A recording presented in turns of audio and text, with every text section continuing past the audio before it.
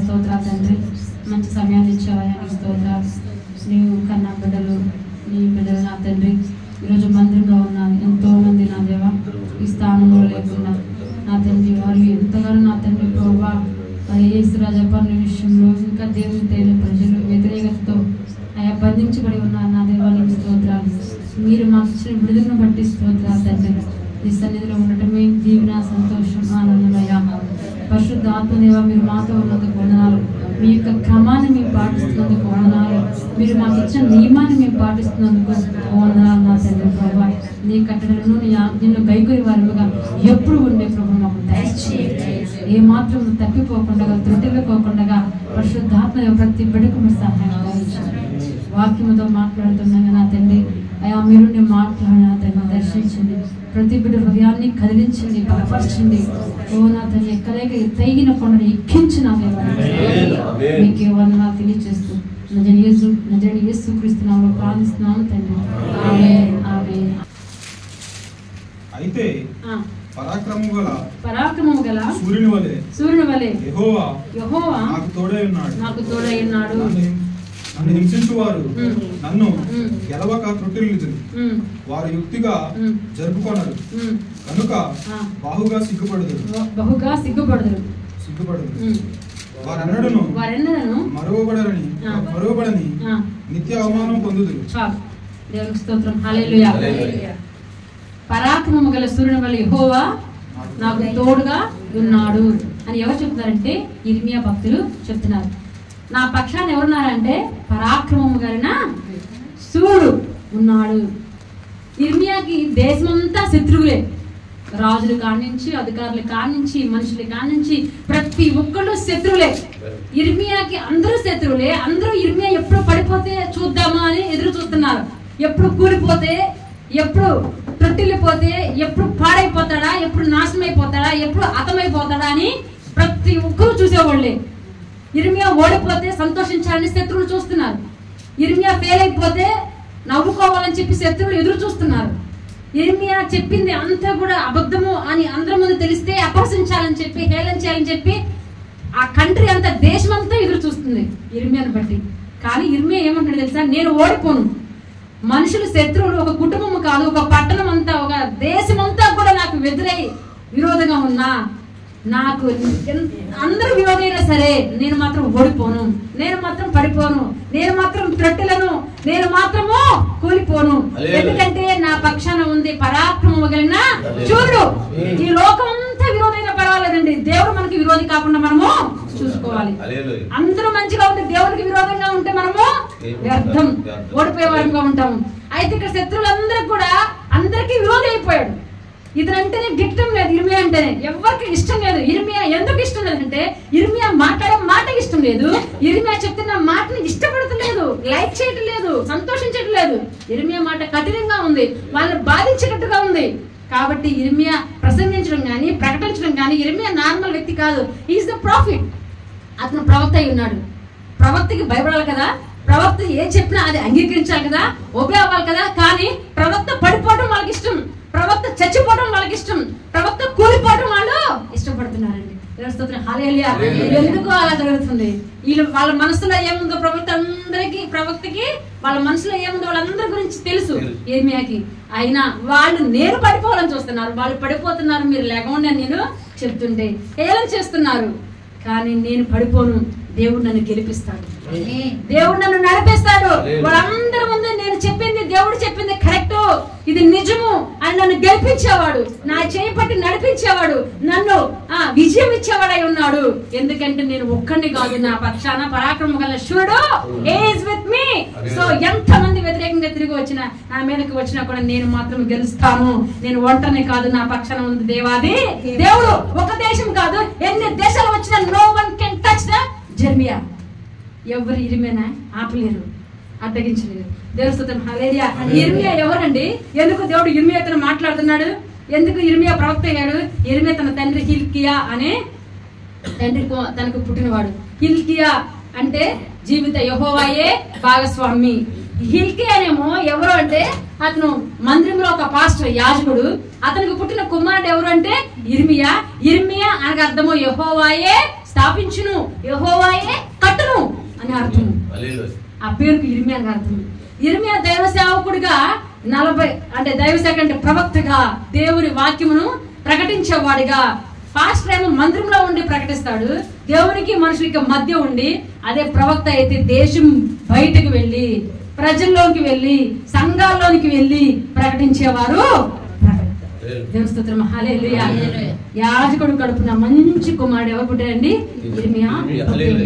ఎందుకు దేవుడు ఇర్మియానే సెలెక్ట్ చేసుకున్నాడు?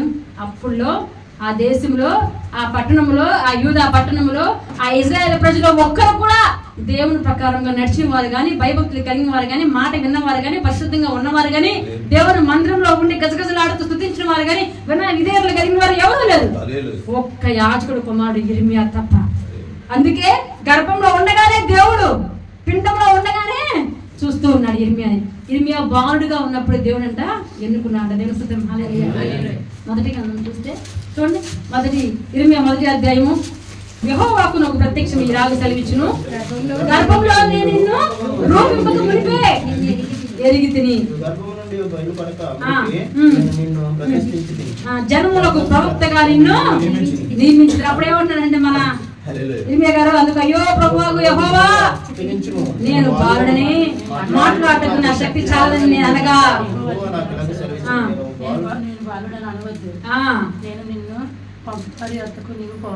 చాలు చాలు. దేవుడు హల్లెలూయా. దేవుడు ఏదన్నా మాట చెప్తే ఇంకొక మాట మాట్లాడడానికి వీలు లేదు. మోషే గుర్తుకొస్తాడు, నువ్వు వెళ్ళు ఫరో దగ్గరికి వెళ్ళంటే నాకు మాట్లాడుతూ రాదు, నత్తివాడని అంటాడు. ఇప్పుడు ఇర్మియానేమో, అక్కడేమో మోషే ఏమో శాస్త్రము నేర్చుకున్న శాస్త్రి, అనేకమైన విద్యలు నేర్చుకున్నవాడు, జ్ఞానవంతుడు, అన్ని తెలిసి నాకు మాట్లాడుతూ రాదన్నాడు మోషే. ఇక్కడేమో ఇర్మియా ఏమనండి, నేను బాలుడను. అంటే 10-15 సంవత్సరాలు ఆ వయసులో యవ్వనంలో ఉన్నప్పుడు, బాలుడు నుంచి యవ్వనంలోకి వెళ్ళిపోతున్న ఆ సమయంలో దేవుడు ఇర్మియాతో మాట్లాడాడు. ఎవరన్నా ఆ మాట అంటారంటే 10వ తరగతిలో పిల్లలు మాట అంటారా? చర్చికి వెళ్ళమంటే వెళ్ళరు, గుడికి వెళ్ళినానా అంటే వెళ్ళరు. నేను కూడా వెళ్తానికి ఎంతగానో ఇక్కడ తప్పించుకుందామని చూసేదాన్ని. ఆదివారం వస్తే తీసుకెళ్తానికి సిద్ధంగా ఉండేవాడు మా నాన్నగారు. మా తమ్ముడిని నన్ను ఎప్పుడెప్పుడు తప్పించడానికి అవకాశం లేదన్నమాట. అంత భయపడిపోతా ఇట్లా పరిస్థితి వెళ్ళాల్సింది. వెళ్ళి 3 గంటలకండి ఆ ప్రార్థన అయ్యేది. పొద్దున్న వెళ్తే 3 గంటల దాకా 4 గంటల దాకా జరుగుతూనే ఉంటారు. ఇప్పుడు 2 గంటలు చేసే ప్రార్థన. ఇప్పుడు అన్ని మారిపోయినాయి అనుకోండి. ఇప్పుడు కూడా సేమ్ 1 గంట నుంచి 3 గంటల వరకు. ఆ సమయంలో మందిరానికి వెళ్ళమంటేనే వెళ్ళినా కూడా వాక్యం వినం. అలా అంటున్నాను, నువ్వు నాతో మాట్లాడతామేంటి ప్రభా, నేను బాలుడు కదా అంటే, దేవుడు ఎలా ఏర్పాటు చేసుకుంటాడంటే, బాలుడని లేదు, ముసలివాడని లేదు, వృద్ధుడని లేదు, చదువు ఉందని లేదు, చదువు లేదని లేదు, జ్ఞానం ఉందని లేదు, జ్ఞానం లేదని చెప్పు. దేవుడు ఎవరినైనా ఎన్నుకుంటాడు. He will select. అందుకే దేవుడు ఆయనకి ఏజ్తో సంబంధం లేదు, వయసుతో సంబంధం లేదు, అధికారంతో సంబంధం లేదు, క్యారెక్టర్తో సంబంధం లేదు, కులంతో సంబంధం లేదు, గోత్రంతో సంబంధం లేదు. ఆయన ఎలాంటి వాడినైనా ఎన్నుకుంటాడు. నేను బాలుడు కదా అని చెప్పినప్పుడు, కాదు నువ్వు బాలుడు మీద నాకు తెలుసు, అయినా సరే నేను ఎక్కడికి వెళ్ళమంటే నువ్వు అక్కడికి వెళ్ళాలి. దేవుడు ఏం చెప్తే అది చేసేవారంగా ఉండాలి. ఎవరైనా సేవకులకు ఉండవలసింది 3. ఒకటి ఏమిటి అంటే, దేవుడు చెప్పగానే వినేటట్టుగా అందుబాటులో మనము ఉండాలి. దేవుని స్తోత్రం. హల్లెలూయా. ఎలా ఉండాలండి? అందుబాటులో ఉండాలి. రెండోది ఎలా ఉండాలి అంటే, రెడీ టు గో, అంగీకరించేటట్టుగా ఉండాలి. వ్యతిరేకంగా ఇప్పుడు కాదు ప్రభు రేపు చూద్దాం, ఇప్పుడే మాట్లాడింది, వాళ్ళతో మాట్లాడి ఎంతో మాట్లాడి డిస్కస్ చేసి అప్పుడు అన్నట్టుగా ఉండకూడదు. మూడోది పరిశుద్ధత ఆయనకి కావాలి. దేవునికి అందుబాటులో ఉండాలి, అంగీకరించే వ్యక్తిగా ఉండాలి, పరిశుద్ధత కలిగి ఉండాలి. ఒక సేవకునికి ఉండవలసిన 3 లక్షణాలు. 3 లేకపోతే దేవుడు మాట్లాడే ఛాన్సే లేదు, ఆ అవకాశమే లేదు. ఎందుకు అక్కడ సమూయేలు బాలుతో మాట్లాడాడు దేవుడు? సమూయేలు ఒక్కడే గుళ్ళో ఉండి ఎదుగుతూ ఉన్నాడు కాబట్టి సమూయేలు అని ఏలీ యాజకుడు ఏలీ కుమారులతో ఎందుకు మాట్లాడలేదు? పాపం చేసి ఉన్నారు. ఎవరు పాపం చేస్తారో, అది యాజకుడైనా సరే, వారి కుటుంబం అయినా సరే, ఎవరైనా సరే, ఇఫ్ దే హావ్ సిన్, పాపముతో వారు ముడిపడి ఉంటే దేవుడు మాట్లాడే అవకాశమే వారిని ఉపయోగించుకోవడం. నువ్వు ఎలాంటి వాడిని అందుబాటులో ఉండాలి, దేవుడు పిలిస్తే పలికినట్టుగా ఉండాలి, చెప్పిన దాన్ని అంగీకరించి చేసేవాడిగా ఉండాలి. 3 నువ్వు పరిశుద్ధత కలిగి ఉండాలి. అది దేవుని సేవకులకైనా ప్రవక్తలకైనా ఉండవలసిన 3 లక్షణాలు. ఇర్మియా ముందు బాల్ అని భయపడ్డాడు. కానీ దేవుడు చెప్పగానే నేను ఎక్కడికి వెళ్ళమంటే అక్కడికి, ఏ జనం దగ్గరికి వెళ్ళమంటే ఆ జనంకి, దేశం కొరకు నేను వాడుకోవాలనుకున్నాను కానీ ఒప్పుకున్నాడు. దేవుడు అట్టి రీతిగా ఎవరు పెంచారు? హిల్కీయా తన తండ్రి పెంచాడు. ఈరోజు మనం బిడ్డల్ని ఎలా పెంచాలి తెలుసా అండి? ఆదివారం వచ్చింది అంటే ఇండియాలో, శుక్రవారం వచ్చిందంటే చర్చిలో బలిపీఠం దగ్గర ఉండి ఏడ్చేవారిగా, ఆయన బలిపీఠం మీద పడి కన్నీరు కాచేవారిగా, ఆయన బలిపీఠం దగ్గర పాదాలు పట్టుకుని ఉండేవారిగా ప్రతి వారం ఉండేట్టుగా మన బిడ్డలు మనం పెంచాలి. వారు వినకపోని, వారు తెలుసుకోకపోని, కానీ they should go to that temple. దేవుని మందిరానికి మాత్రం మనం వారిని నడిపించాలి. నేనేం నేర్చుకున్నాను నాకు తెలీదు, కానీ అక్కడ ఆరాధన క్రమాన్ని చూసి ఎక్కడో ఒక మాట నా చెవిన పడేది. చిన్నప్పటి నుంచి మందిరంలో తిరిగిందే నాకు తెలుసండి. దేవుని స్తోత్రం, హల్లెలూయా. అక్కడే నేను శిక్షింపబడ్డాను, అక్కడే నేను నేర్చుకున్నాను, అక్కడే క్రమం అంతా నేను చూశాను. వాక్యం అంటే నిద్రపోయేదాన్ని మందిరంలో చిన్నప్పుడు. దేవుని స్తోత్రం, హల్లెలూయా. ఈ రోజు మనము హిల్కీయా లాగా మన బిడ్డలు మనము పెంచాలి.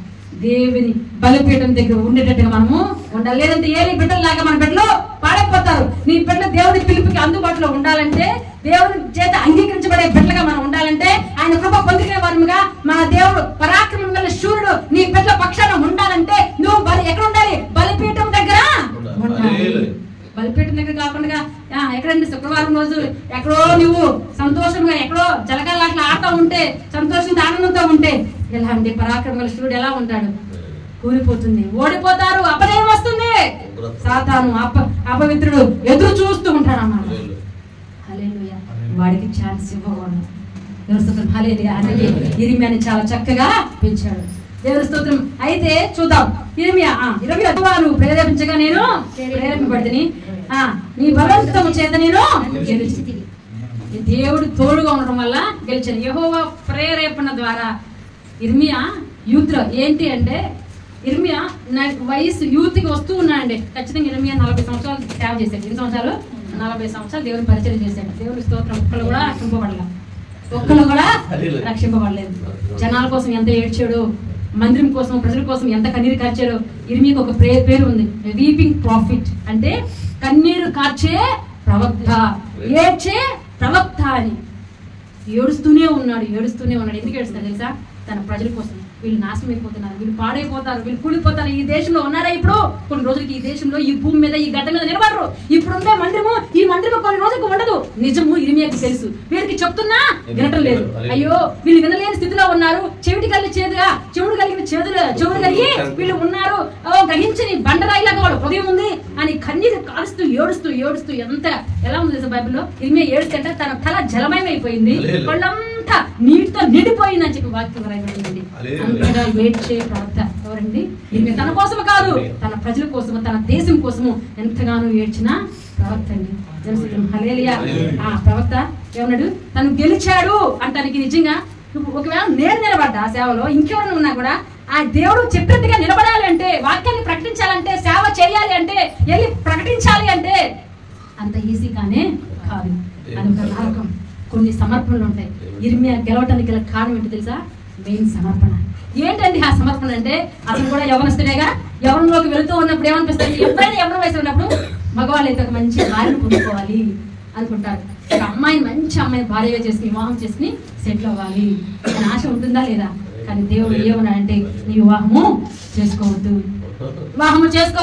అప్పటికే దేవుని స్తోత్రం, హల్లెలూయా. ఇర్మియా ఒక అమ్మాయిని ఇష్టపడుతున్నట్టుగా, పెళ్లి చేసుకున్న ఆశతో, తలంపులతో, కోరికతో ఉన్నాడండి. దేవుని స్తోత్రం. ఎంత సమర్పణ ఇర్మియా చేసింది ఏంటి తెలుసా? నపుంసకుడిగా దేవుడు అయిపోమన్నాడు.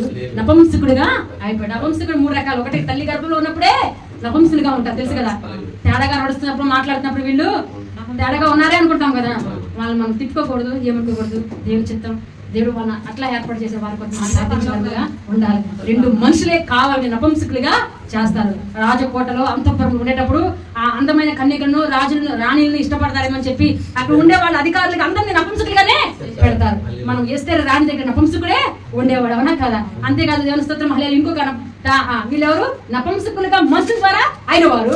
ఈ ఒకటి దానియేలు చూస్తే రాజ అంతఃపురంలో కొన్ని సంవత్సరాలు ఉన్నాడు కాబట్టి, ఆయన ఉద్యోగమే అక్కడ కాబట్టి నపుంసకునిగా చేశారు వారు.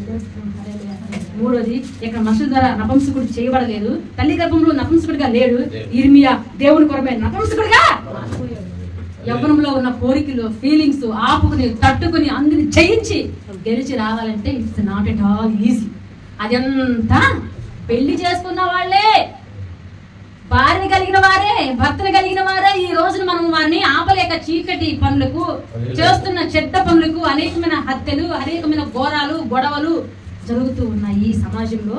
అటువంటి జరుగుతున్న ఆ ప్రపంచంలో ఇర్మియా నిలబడ్డాడు అంటే, నపుంసకునిగా తాను సమర్పించుకుని దేవుని కొరకు ఉండి గెలిచాడు అంటే దేవుడు పరాక్రమం కలిగిన శూరుడు అతని పక్కన ఉన్నాడు కాబట్టి దేవుని స్తుతిద్దాం. హల్లెలూయా.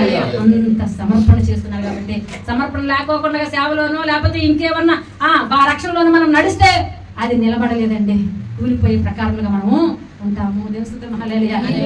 సమర్పణ మనకి ఇప్పుడు కూడా కావాలి. దేవుని స్తుతిద్దాం. హల్లెలూయా. అందుకే ఇర్మియా గెలిచాడు. అందరూ ఓడిపోవాలని చూశారు కానీ ఇర్మియా మాత్రము గెలిచాడు. ఏం గెలిచాడండి? ఎవరు రక్షింపబడ్డారండి? ఎవరైనా రక్షణ పొందారా? ఎవరైనా ఇర్మియా చెప్పిన వాక్యం విన్నారా? హల్లెలూయా.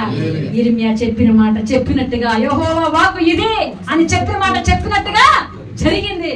ఇదిగో ఈ దేశంలో బలత్కారం ఎదురవుతుంది, ఈ దేశంలో ఎక్కడ చూసినా జానత్వమే. ఇదిగో ఈ మందిరం ఇప్పుడు ఉండే మందిరము నిత్యము ఇదిగో ఆరాధనతో స్తుతితో వెలిగింపబడుతుంది, అర్పణలతో వెలిగింపబడుతుంది. ఈ మందిరమనే నెబుకద్నెజరునే బబులోను దేశ రాజు వచ్చి అగ్ని గంధకంతో కాల్చిపోతున్నాడు, కూల్చిపోతున్నాడు, ఈ పట్టణాన్ని స్థితిలో చేయబోతున్నారు. ఇక్కడ ఒక లోయ ఉంది కదా, ఈ బెన్హీన్ అనే లోయలో ఇశ్రాయేల్ ప్రజలందరూ శవాలుగా తేల్తారు. ఆకలితో మిగిలిన వారు ఉంటారు. ఆకలితో వాళ్ళు ఏం చేయగలిగి ఈ శవాలను వాళ్ళు తింటారు. ఈ శవాలు పక్షులకి, జంతువులకి, మృగాలకి అందరికి ఆహారం అయిపోతారు మీరు అని నోరు తెరిచి ఇదే యెహోవా వాక్కు అని ప్రజలందరికీ, రాజులకి, అధికారులకి చెప్పాడండి. వినని చెవులు, అంగీకరించని చెవులు. దేవుని స్తోత్రం. హల్లెలూయా. కానీ అతను చెప్పిన మాటే నెరవేర్చబడింది. ఈ ప్రాఫిట్ ఏంటండి? ఎవరు ఇష్టపడతారండి అలాంటి ప్రవర్తన? నీ దగ్గరకు వచ్చి గాడ్ బ్లెస్ యు అమ్మా, నువ్వు నిండుగా దీవించబడతావు అని అంటే, నీ కుమారు వివాహం జరుగుతుంది అంటే, నీ సంపదలు హెచ్చుగా అంతకంతకు నీ ధనం ఎక్కువైపోతుంది, అభివృద్ధి చెందుతుంది, పై స్థానంలో ఉంటావు అంటే సంతోషించబడతావు. మన యోహాన్ గారు, బాప్టిస్ట్ యోహాన్, ఎవరిని చూసినా ఎవరు ఇంటికి రమ్మని ఇన్వైట్ చేసేవాడు కదండి. ఎందుకు తెలుసా? మాట్లాడితే సర్పసంతానమా, సర్పసంతానం మమ్మల్ని అంటారు ఎందుకు, పిలిపించారా మేము వాటి తింటాం ఎందుకు, మా ఇంటికి నువ్వు రావద్దయ్యా అని చెప్పి కనపడకుండా పారిపోయేవాడు. ఇలాంటి ప్రవక్తను ఎవరు ఇష్టపడతారు? దీవించమంటే ఎంతసేపు పడిపోతాము, కూలిపోతాము, మేము చచ్చిపోతాము, పాడైపోతాము, నశించిపోతామనే చెబుతాడు కానీ మంచి మాట చెప్పే ప్రవక్తే కాదు కదా. అందుకే ఒక్క ప్రజలు కూడా ఇష్టపడరు. దానికి పైగా ఇర్మియాకి తోడుగా ఇంకా ఉన్నది సార్, ముందు మనుషులు ఇర్మియాని చెప్తున్న మాటకి కొట్టాలని చూశారు. దేవుని స్తోత్రం. హల్లెలూయా. ఎందుకు ఇర్మియానికి ఇన్ని కష్టాలు? వాళ్ళు కొడుతున్నారు కదా. 5 వచ్చి మనుషులు కొడితే ఎముకరిగిద్ది అంతే, నా దేవుడు కొడితే ప్రాణమే. క్రైస్తవుడు ఎప్పుడు ఎలా ఉండాలి సార్? ప్రతిరోజు క్రైస్తవుడు అంటేనే మరణం. దినదినము నేను చనిపోవచ్చున్నాను, ఆయనను బ్రతుకుచున్నానని చెప్పి పౌలు చెబుతున్నానండి. నెక్స్ట్ అబద్ధ ప్రవక్త లేరు. ఇర్మియా ఉన్నప్పుడు కుప్పలు అబద్ధపు ప్రవక్తలు ఉన్నారంట. నేను ప్రకటించిందే కరెక్ట్. వాళ్ళందరూ మీకేం పర్వాలేదు, అంతా మంచి స్వభావం, గాడ్ బ్లెస్, మీరు చేస్తున్న పని జరిగించండి, ఇంకా కంటిన్యూ చేయండి, ఇంకా ఎవరినైనా పెళ్లి చేసుకోండి, వాళ్ళు చేసుకోండి, ఐందవులు చేసుకోండి, వీళ్ళని చేసుకోండి అని చెప్పి చెప్తున్నారే కానీ నువ్వు చేయొద్దు, దేవుడు చూస్తున్నాడు విను అని ఎవరు చెప్పాల. లాస్ట్ కి ఇతను ఎక్కువగా వెళ్ళిపోయింది ఇర్మియా దగ్గరికి. అబద్ధ ప్రవక్తలందరూ వచ్చి, ఏంటి నువ్వు చెప్పేది? అసలు మీ నాన్న ఎవరు, నీ తండ్రి ఎవరు, నువ్వు ఎక్కడి నుంచి వచ్చావు, ఎందుకు విరుద్ధంగా మాకు నువ్వు ప్రకటిస్తున్నావు అని చెప్తే, నా దేవుడు ఏం చెప్పాడు నేను చెప్తున్నానంటే ఏం చేశారు? చెంప మీద వేసి అబద్ధ ప్రవక్తలు చెంప మీద కొట్టారంటే ఇర్మియాని. అంటే హల్లెలూయా. ఏమీ మాట్లాడలేదు. క్రైస్తవుడు అంటేనే ప్రతిరోజు చచ్చిపోవాలి, కానీ చచ్చిపోతున్నప్పుడల్లా దేవుడు బ్రతికిస్తా ఉంటాడండి. ప్రతిరోజు మనమే ఆ వేదన, ఆ కష్టం. క్రైస్తవులు ఎందుకు తెలుసా? ఏం చచ్చిపోవాలండి? సమర్పణ జీవితానికి. నువ్వు అనుకున్న దాన్ని బ్రతకాలి కదా. ఎంతసేపు సాతాను ప్రేరేపిస్తూ ఉంటది, ఇది చెయ్యి, ఏది వద్దనుకుంటావు, ఏది చేయకూడదనుకుంటావు అదే చేయమని తలంపులతో, మాటలతో, కాల్స్ తో, ఫోన్స్ తో, వ్యక్తులతో ఈ పని చేసినట్టుగా చేస్తుంది. మనం తీసుకున్న సమర్పణని ఉండనివ్వకుండా మనం చచ్చిపోవాలి. దాన్ని చూసి ఆ పని చేయకోకుండా త్రాగుడైనా, ఇంక జారత్వమే అయినా, వ్యభిచారమే అయినా, చెడు పని అయినా, చెడ్డ పని అయినా, చెడ్డ మాట అయినా, చెడ్డ బూతు మాట అయినా సరే, ఏది పలకూడదని ఒక నిర్ణయం తీసుకుంటాం, అది చేసేటట్టుగా చేస్తుంది. ఇది చేయకోకుండా అంటే మనం చంపేసుకోవాలి. సిగ్గుపడిన అందరూ హేళన చేస్తున్నా మనము కోపం తెచ్చుకోకూడదంటే కోపం తెచ్చుకోకూడదు. నిన్ను కొట్టే వాళ్ళు వస్తారు, తిట్టే వాళ్ళు వస్తారు, కావాలనే నిన్ను ప్రేరేపణ చేయడానికి, నిన్ను ప్రేరేపించి తిట్టడానికి ఏం చేస్తారండి? ఆ సాతాను ప్రేరేపిస్తూ ఉంటది. అయితే అట్ ద సేమ్ టైం దేవుడు కూడా నీ పక్షాన పరాక్రమ కలిగిన శూరుడు తోడుగా ఉంటాడు. అప్పుడు ఏం చేయాలి తెలుసా? అంత ప్రేరేపణ చేయకూడదన్న పనులు చేస్తున్నావు. నువ్వు సమర్పించుకోకుండా బతకడానికి నీకు సాతాను అపవాది వల్ల నువ్వు ఆ పనిలో వెళ్ళిపోతున్నప్పుడు ఏం చేయాలి? వెంటనే ప్రార్థన చేయడము మొదలు పెట్టాలి. వెంటనే నీ వల్ల నా వల్ల కాదు, వెంటనే ప్రార్థన చేయడం మొదలు పెట్టాలి. ప్రార్థన చేస్తూ ఉండగా, ఉపవాసం నువ్వు చేస్తూ ఉండగా, మందిరానికి ప్రతి వారం వెళ్తూ ఉండగా పరిశుద్ధాత్మ దేవుడు ప్రేరేపిస్తారు. పరిశుద్ధాత్మ దేవుడు నీకు సహాయం పక్షం నిలబడ్డాడు. పరిశుద్ధాత్మ దేవుడు once enter in your life, సాతాను it will go away from you. నువ్వు పరిశుద్ధాత్మ దేవుడు ఎప్పుడైతే వస్తాడో సాతాను పక్కకే వెళ్ళిపోతాడు. రాకించడమే ఉన్న చోటన, అది ఎక్కడ ఉన్న చోటైనా, కూర్చున్న చోటైనా, పడుకున్న టైంలో, చెడ్డ కల్లో వస్తున్నా, ఓ చెడ్డ పనులు చేసే స్థలమైనా, బాత్రూమ్ అయినా సరే, immediately you pray your self. నీలో ఉన్న అపవిత్రాత్మ ప్రేరేపణ పక్కకు పోయి దేవుడు ప్రేరేపణ నీలోకి వచ్చి విశ్వాసమైన బలంతో నువ్వు నిలబడగలుగుతావు. నిన్ను గెలిపించేటట్టుగా దేవుడు చేస్తాడు. హల్లెలూయా. ఇర్మియాను కూడా దేవుడు గెలిపించాడండి. తను నపుంసకంగా చేసి గెలిపించాడండి. దేవుడు చెప్పిన మాట చెప్పినట్టుగా ప్రకటించి, ఏంటయ్యా చెడ్డ మాట చెప్పమంటావు? చెడ్డ మాట చెప్తే రాజుగారి దగ్గరికి వెళ్ళి మరి అని చెప్పేది కొడతారు కదండి. అట్టగే చేశారు. రాజుకి తీసుకెళ్ళి ఏంటి నువ్వు చెప్తుంది? హాకీము నలుగురు రాజులు పరిపాలిస్తున్నాక ఒక రాజు 40 సంవత్సరాలు ప్రకటించాడు మన ఇర్మియా. ఒక రాజు దగ్గరికి వెళ్ళి ప్రకటిస్తూ ఉండగా ఇర్మియాని ఏం చేసింది సార్? ఇతను ప్రకటించుకోకుండా ఉండాలి అంటే, ఇట్లాంటి చెడ్డ మాటలు, కీడి కలిగిన మాటలు పలకపోకుండా ఉండాలంటే ఇతను ఏం చేయాలంటే ఒక వ్యక్తి సలహా ఇస్తారు. ఏమంది సార్? ఒక బావి ఉందండి. ఆ బావి దాన్ని నీళ్ళు ఉండవు, బురద ఉండేది. ఆ బురదలో వేసామనుకోండి, ఆ బావిలో ఆ బురదలో కాళ్ళు ఇరుక్కుపోయి అందులో పడి చచ్చిపోతుంది, తూలిపోయి ఊబిలా ఉంటుంది. ఇదే వాళ్ళకి కరెక్ట్ అని ఇర్మియాని తీసుకెళ్లి నీళ్లు లేని బురద కలిగిన బావిలో, కానీ అక్కడ ఒక నపుంసకుడి ద్వారా బయటికి దేవుని యొక్క కృప ద్వారా ఏమైందంటే ఆ వ్యక్తిని ఉపయోగించుకుని ఇర్మియా బయటకు వచ్చినట్టుగా దేవుడు చేస్తాడు. ఆయన గెలిపిస్తాడు, ఆయన నిన్ను లేపుతాడు. దేవస్తోత్రం హల్లెలూయా. అలాగే ఈ రోజు ఇర్మియా ఎంతగానో సమర్పించుకున్నా సమర్పణ. దేవస్తోత్రం హల్లెలూయా. హల్లెలూయా. అంత యవ్వనంలో అంత ప్రకటిస్తున్నప్పుడు అంత గొప్ప స్థానంలో పొందిన అవమానాలు, నిందలు ఎన్నో. ఈ రోజు ఒక మాట అంటే పిల్లలు ఊరుకున్నారా? ఒక టీచర్ మంచిగా ఎగ్జామ్స్ మార్క్స్ రాలేదని చెప్పి తిట్టినందుకు, అందరి ముందు కొట్టినందుకు ఇంటికి వెళ్ళి నన్ను అందరి ముందు, అందులో ఆ గర్ల్ ఫ్రెండ్ కూడా ఉందంట, అందరూ నన్ను చూసి నవ్వారు, నన్ను చూసి ఎగతాళి చేశారు.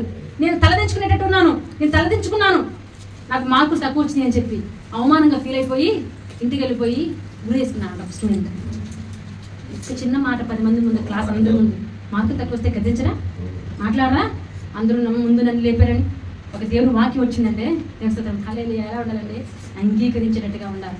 ఒక మాస్టర్ చెప్తున్నా, ఒక తల్లిదండ్రులు చెప్తున్నా, ఒక టీచర్ చెప్తున్నా, ఈ రోజు సమాజం అలా ఉంది, కానీ ఇర్మియా మాత్రము లొంగి విధేయత కలిగి దేవుని మాటకు నిలబడ్డాడు.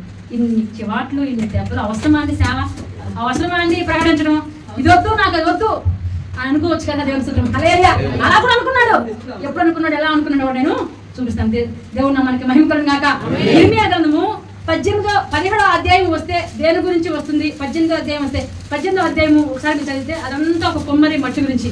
మనమంతా మట్టి లాంటి వారము. కొమ్మరి తన మట్టిని తీసుకుని, జిగట మట్టిని, మన్నుని ఎలా అయితే కుండగా చేస్తారో అలాగే నేను మిమ్మల్ని మనిషిగా చేశాను, మీరు నా సొత్తు, మీరు నా పాత్ర అని చెప్పి దేవుడు చెప్పాడు. 19వ దాంట్లో ఏం చెప్పాడంటే తెలుస్తాం హల్లెలూయా, పూజ గురించి సంబంధించింది. పూలు పెట్టిన పూజ ఉంది కదా, పూలు పెట్టిన పూజ అని చెప్తున్నాడు. ఈ పూజ దేవుడు అన్నాడు, నువ్వు ఈ పూజను తీసుకెళ్ళి ఇర్మియా నీతో పాటు తీసుకెళ్ళి నేను చెప్పిన మాట చెప్పు. ఈ పూజ ఉంది కదా, ఈ పూజని నేను ఇక్కడ పడేసిన అనుకోండి పగిలిపోతుంది.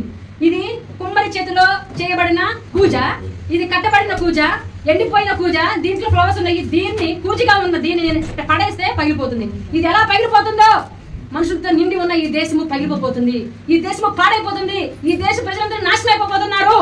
కాబట్టి మీరు ఇలా ఉండకూడదని చెప్పి దేవుడు తెలియజేస్తా ఉన్నాడని చెప్పి ఎన్నో సార్లు ప్రకటించగా ఈ పూజను తీసుకెళ్ళి కూడా ఎవరండి ఇర్మియా ప్రకటించాడంట. దేవస్తోత్రం హల్లెలూయా.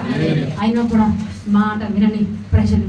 మీకు చెప్తున్నాను, ఇక్కడ 2 రాజ్యాలు, ఒకటి ఇజ్రాయేలీలు ఉత్తర రాజ్యము, రెండోది దక్షిణ రాజ్యము. ఇజ్రాయేల్ ప్రజలు ఆల్రెడీ అష్షూరు రాజు తీసుకెళ్లిపోయి వాళ్ళని ఎవరిని లేకోకుండా అంతం చేసి చెర తీసుకెళ్లిపోయారు. వాళ్ళ శేషమే లేదు.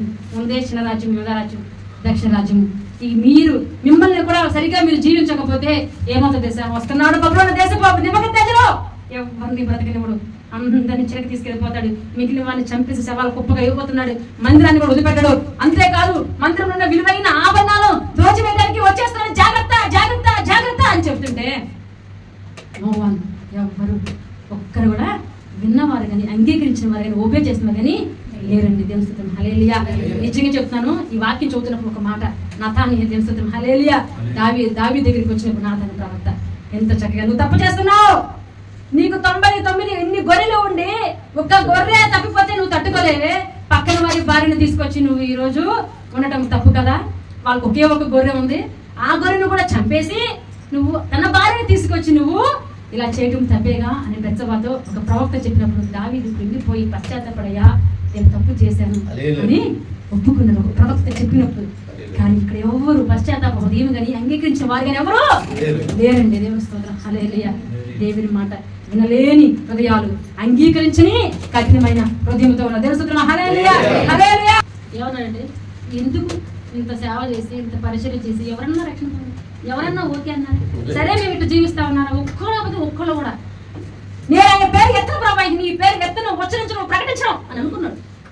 ఇద్దరు యవమనాలు వేరే ఎత్తు చెప్తుంది, ఎవరు నేను చెప్తుంది నిజమని అంగీకరించేవారు. పేదరు కొంతమంది మనోళ్ళు అభిషేకం ఎలా ఉండదంటే ఒక్కసారి కూటం పెడితే ఎంతమంది వస్తారు, సరే అలా దాకా ఎందుకంటే పేదరి గారు ఒక్క కూటం పెట్టాడు, అగ్ని దిగి వచ్చింది, 3000 మంది రక్షణ కలిగింది. మళ్ళీ రెండో రోజు కూటం పెట్టాడు ప్రార్థన, 5000 మంది దేవుడు నమ్ముకుని రక్షణ, దేవుడు హాలేలు మళ్ళీ పెట్టాడు, 12,000 మందికి విస్తరించబడింది. పేదరికి ఏమో అంత గొప్పగా విస్తరణ, అంత గొప్ప అభిషేకము. పౌలు గారు ఎక్కడికి వెళ్తే అక్కడ కాలు పెట్టి, ఎక్కడికి వెళ్తే అక్కడ పరిచయం చేస్తే, ఎక్కడ బోధిస్తే ఖండాలే కదిలించేశాడు కదా. ఎందుకు ప్రభా, 40 సంవత్సరాల నుంచి చెప్పినట్టుగానే నీ మాట నేను నా నోటితో ఉపయోగించి చెప్తుంటే ఒక్కరు కూడా వినటం లేదు, నేను చెప్పడానికి ఈ పేరు ఎత్తన యెహోవా పేరు అని అనుకున్నాడు మనసులో. ఎవరండి, ఎవరైనా అనుకుంటారు. హల్లెలూయా.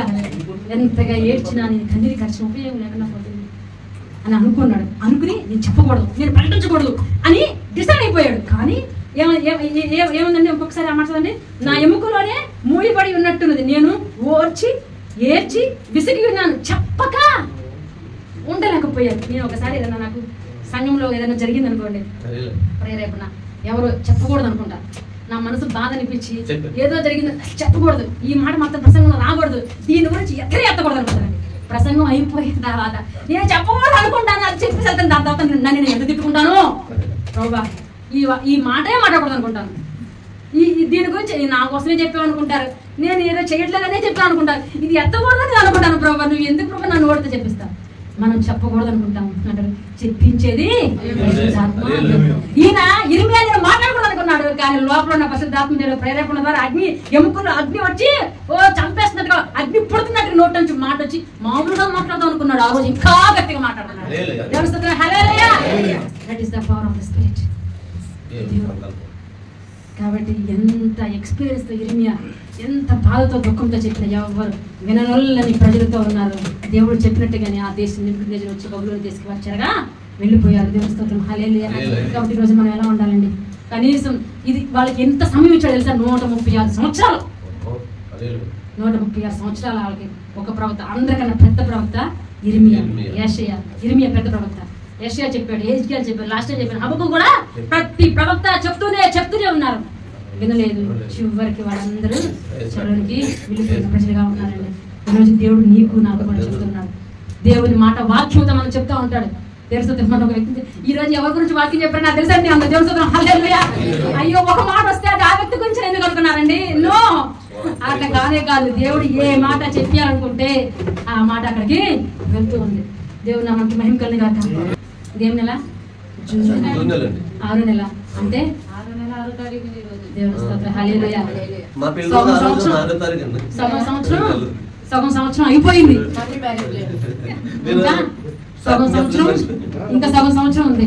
హాఫ్ ఇయర్ ఫినిష్డ్, అవునా కదా? ఈ తీర్మానాలు నూతన సంవత్సరంలో మీకు చెప్పాను, నూతన సంవత్సరం మీకు చెప్పాను. మీరు దాని ప్రకారంగా నిలబడ్డారో లేదు నాకు తెలియదు.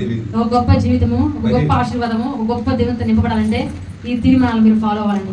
మళ్ళీ ఇది చెప్పాలని చెప్పి నేను అనుకున్నాను, కానీ నేను మర్చిపోయాను. కానీ దేవుడు జ్ఞాపకం చేశాడు. చూడండి, ఒకసారి జ్ఞాపకం చేసుకోండి. ప్రతి వారు మందిరం రావాలి. కీర్తనలో 65 చదువుతూ ఉండాలి. దేవుని స్తోత్రం హల్లెలూయా. మీకు ఏ కంఠస్థ వాక్యం ఉందో ఆ వాక్యం మీరు కూడా చదువుకోండి. నెక్స్ట్ వాగ్దానం, మీకు ఇచ్చిన వాగ్దానం మర్చిపోయి ఉంటారు కదా, వాగ్దానం తీసి ప్రతిరోజు ఆ వాగ్దానాన్ని మాత్రము చదవండి. దాన్ని చదివిన దాన్ని ప్రేయర్లో పెట్టి ప్రార్థన చేయండి. రోజుకి 3 టైమ్స్ ప్రేయర్ చేయాల్సిందేను. ఒక యూదులు 7 మార్లు ప్రార్థన చేస్తారు. ఒక ముస్లిమాన్ 5 times ప్రేయర్ చేస్తారు. ఒక క్రిస్టియన్ ఎప్పుడు ప్రార్థన చేయాలి కదా, ఎప్పుడు ప్రార్థన చేయాలి. 3 times ప్రేయర్ మనము చేయాలి. ఎర్లీ మార్నింగ్ ప్రేయర్ మనము చేయాలి. ఎర్లీ మార్నింగ్ నేను ఈ మాట మీకు చెప్పాలనుకున్నాను. ఇన్ని రోజులు నేను గర్భఫలమని పిల్లలని అదని ఇదని దేవుడు మరి గడపడం వల్ల చాలా వరకు పరిచర్యలో మీ వెనకబడిపోయి ఉన్నాను. దేవుని యొక్క మహాకృప, దేవుడు ఇచ్చిన ప్రేరేపణ, ఏదైనా దేవుడు ప్రేరేపణ ఇచ్చాడంటే మనము దానికి నిర్వహిస్తుంది. 4 గంటల ప్రార్థన. మీరు చెప్పండి, 4 గంటల 4:30 ఏదైనా పర్వాలేదు, కానీ క్రిస్మస్ వచ్చేంత వరకు కూడా నూతన సంవత్సరం పొందుకునేంత వరకు కూడా మరి 4:30 టైం ఆర్ 4 ఉదయకాలం ప్రార్థన 1 hour ప్రేయర్ చేయాలని చెప్పి దేవుడు ప్రేరేపణ ఇచ్చిన్నాడు. నేను ఇది నాకు ఖచ్చితంగా ఒక 2-3 వారాల ముందే దేవుడు నాతో మాట్లాడాడు. కానీ నేను ఈది ఒక పండుగ వచ్చిందని ఆగిపోయాను. ఇది మీకు ప్రకటించాలని చెప్పి నేను వెయిట్ చేస్తూ ఉన్నాను. అది కూడా మర్చిపోయాను, కానీ ఇప్పుడు దేవుడు నాకు మళ్ళీ తెలియజేశాడు. 3 times ఎర్లీ మార్నింగ్ ప్రేయర్. మరి ఎవరైనా ఏకీభవించాలనుకుంటే దయచేసి తెలియచేయండి. వారి కొరకు ప్రత్యేకంగా మనం గ్రూప్లో ఉన్నాం. ఓకే, అందరూ మనంగా కలిసి మనము ప్రేయర్ చేయడం 4 గంటలు. మీ యొక్క ప్రార్థన అవసరం కొరకు, మీ యొక్క కుటుంబం కొరకు, మీ యొక్క పనుల కొరకు ఆన్లైన్ డైరెక్ట్గా ఉండి మనము ప్రేయర్ చేద్దాం. దానికి మీరు జూమ్లోకి వస్తారన్నా, లేదా మరి టిక్టాక్లో నేను ఇప్పుడే కొత్తగా ఎంటర్ అయ్యాను, దాన్ని చాలా నేర్చుకోవడానికి ప్రయత్నిస్తున్నాను. అందరూ ఏం టిక్టాక్లో ప్రేయర్ అందరూ ఓకేనా? అందరూ నెక్స్ట్ సాటర్డే డేటు జూన్ నెల దాటిపోకూడదు. జూన్ నెలలోనే మనం మొదలు పెట్టాలి. నెక్స్ట్ సాటర్డే నుంచి మనము 4 గంటల ప్రేయర్ స్టార్ట్ అయిపోతుంది. లేదంటే రేపటి నుంచి మొదలు పెడదామా? రేపటి నుంచి జనాలు ఎవరు లేదు కాబట్టి అందరి ప్రజల్లోకి వెళ్ళిపోయిన తర్వాత మనము మొదలు పెడదాం. Okay, next Saturday we are starting 4 o'clock prayer. Bible reading ప్రతి అరగంట చదవాలని చెప్పి తీర్మానాలు, ఒక తీర్మానం. బైబిల్ వాక్యం చదువుతున్నారో లేదు దేవుడు మీకు జ్ఞాపకం చేస్తున్నారు. హెల్పింగ్, అనాథులకి, శ్రమలో ఉన్న వారికి, ఆకలితో ఉన్న వారికి, బట్టలు లేని వారికి, డబ్బులు ఇచ్చేవారిగా అనాథాశ్రమాలకు కూడా మనము సంవత్సరంలో ఒక్కసారి ఇంటికి వెళ్ళినప్పుడు, ఇక్కడ కాదు ఇంటికి వెళ్ళినప్పుడు చేయండి. చర్చిల్లో మనం చర్చిల్లో కూడా చేయాలి. మన మందిరంలో మనం చేస్తున్నాము. మీ మందిరం ఇంటికి వెళ్ళిన తర్వాత ఆ మందిరంలో కూడా చేయాలి. ఈ 2 అయిపోయిన తర్వాత, దేవుడు పని అయిపోయిన తర్వాత కంపల్సరిగా అనాథులకి ఏదో ఒకటి, మీ పుట్టినరోజు లేదంటే ఒక రోజు అవసరం లేదు, వాళ్ళకి మీరు సహాయం చేసే వాళ్ళకుంటారు. ఎవరు మీకు కనపడేది రోడ్డు మీద వెళ్ళే వాళ్ళకన్నా బట్టలు కొనివ్వండి. ఓకే, చాలా మంది బెగ్గర్స్ మన దేశంలో ఉంటారు. నెక్స్ట్, ఎందుకంటే పేదలకి హెల్ప్ చేసేవాడు దేవునికి అప్పించువాడు అని చెప్పి బైబిల్లో ఉంది. ఆయన కంట్లో పడాలి మీరు. నెక్స్ట్, స్పాన్సర్స్ ఎవ్రీ ఇయర్, ప్రతి నెల మనకి మందిరంలో, ప్రతి సంవత్సరము మందిరంలో స్పాన్సర్ చేసేవారిగా ఉండాలి. సంవత్సరం ఒక్కరోజున నీ చెయ్యి, ఒక్కరోజున నీ సంపద, నీ ధనము దేవుని కొరకు వాడబడాలి. హల్లెలూయా. అది ఒక క్రమం. దశంభాగం విషయంలో క్రమం కలిగి ఉండండి. నెక్స్ట్, ఒక్కరిని అన్న మందిరానికి నడిపించండి. ఒక్కరినన్నా మందిరాన్ని నడిపించి, ఎవరు కనపడలేదండి, ప్రార్థించు, దేవుడు నీకు చూపిస్తాడు. తెలుసు. హల్లెలూయా. చెడు అలవాటు ఒక్కటన్నా వదిలేయాలి. 10 అండి నేను చెప్పింది. చెడు అలవాటు ఒక్కటన్నా, ఏదో ఏముందో నాకేదో తెలియదు, నా చెడు నాకే తెలుసు, అర్థమవుతుంది. కాబట్టి ఒక్కటన్నా మనము వదిలేయాలి. నెంబర్ 1 పాయింట్, ప్రతి వారం మందిరానికి రావాలి. 2, వాగ్దానం తీసుకుని మెడిటేట్ చేయాలి, ధ్యానించాలి, ప్రార్థన చేయాలి. 3, రోజుకి 3 మార్లు మీరు ప్రార్థన చేయాల్సిందే. ఉదయం, మధ్యాహ్నం, రాత్రి, ఎర్లీ మార్నింగ్ ప్రార్థన చేయాలి. 5వది, బైబిల్ ప్రతి రోజు అరగంట బైబిల్ మీరు చదవాలి. 6వది, హెల్పింగ్ నేచర్, సహాయం చేసే వాళ్ళగా ఉండాలి, ఏమి లేని వారికి. 7వది, సంవత్సరంలో ఒక్కసారిగా నువ్వు కృతజ్ఞతగా సమర్పణ ఈ మందిరంలో ఉండాలి. 8వది, దశంభాగం క్రమం కలిగి ఉండాలి. 10% ఇవ్వాల్సిన పర్లేదు అమ్మా, 3%, 5% ఇవ్వు, నువ్వు ఇచ్చిన దాన్ని బట్టే నీకు దీవెన. 7వది, ఒక్కరికన్నా మందిరాన్ని నువ్వు నడిపించాలి. 9, 10వది, చెడు అలవాటు ఒక్కటన్నా నీలో ఎదుగుదే కొందుకు మార్పు వస్తూనే ఉండాలి. నిన్ను చూసి మీ భార్య ఆశ్చర్యపోవాలా, నిన్ను చూసి నీ భర్త ఆశ్చర్యపోవాలి, నిన్ను చూసి నీ బిడ్డలు ఆశ్చర్యపోవాలా, ఆ సంఘం ఆశ్చర్యపోవాలా, ఆ కుటుంబ బంధువులు ఆశ్చర్యపోవాలి. ఇంత మంచి పనులు, ఇంత మంచిదా, ఏంటని ఇంత కోపంగా ఉండేవాడు, ఏంటని నిన్ను మాటలు మాట్లాడేవాడు. ఇవన్నీ ఫాలో అవ్వండి. You will bless abundantly. చాలా గొప్పగా నువ్వు దీవించబడతావు. నిన్ను ఎవరు ఆపలేదు. తెలుసు. హల్లెలూయా. ఇర్మియా చేసిన సమర్పణ దేశానికి మంచి ప్రవక్తగా మారాడు. దేవుడు నామానికి మహిమ కలిగినాక ప్రార్థన చేసుకుంటాం. అందరూ లేచి నుంచున్నాం. ప్రభువుల పాల్గొన్నాం. ప్రభువుల వాళ్ళందరూ పాల్గొనే ప్రతి ఒక్కరు దయచేసి ముందుకు రండి. మోకరించి ప్రార్థన చేయండి. మోకరించి బ్రదర్స్ ముందుకి, సిస్టర్స్ ముందుకు వచ్చానమ్మా.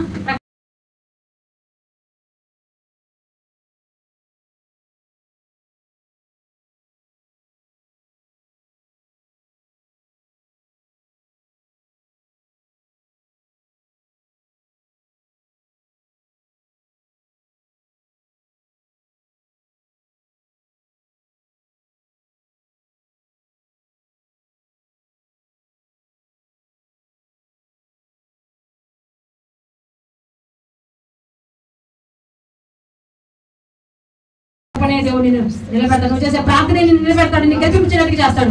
నువ్వు గెలవాలి అంటే హల్లెలూయా, నువ్వు ప్రార్థించాలి, నువ్వు నిలబడాలి. హల్లెలూయా హల్లెలూయా హల్లెలూయా హల్లెలూయా. దేవుడి మాటని వినగలిగే ప్రజలుగా మనం ఉండకూడదు, అంగీకరించే ప్రజలుగా ఉండాలి. నా కొరకే చెప్తున్నాను. హల్లెలూయా. ఓ ఆ ప్రజలుగా హల్లెలూయా ఉండకూడదు, పశ్చాత్తాపం కలిగిన ప్రజలుగా దావీదు అంగీకరించినట్టుగా మనం అంగీకరించాలండి. హల్లెలూయా. అవును ప్రభువా, నిజముగానే నా నోరు అయ్యో పాతాళపు గుట్ట, నాశనపు గుట్ట నా తండ్రి. హల్లెలూయా హల్లెలూయా.